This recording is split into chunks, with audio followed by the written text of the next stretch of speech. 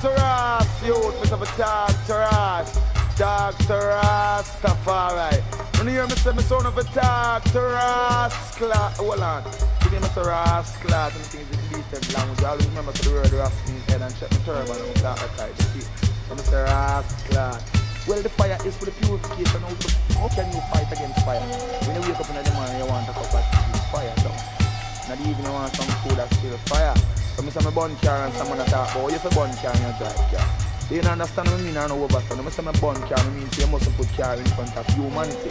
That means you must see your brothers and your sisters before you see car. Because people is more valuable than material. But if you are going like you want complicated or being ridiculous with like a mental capacity, I know I'm going to make you know you want to get evil.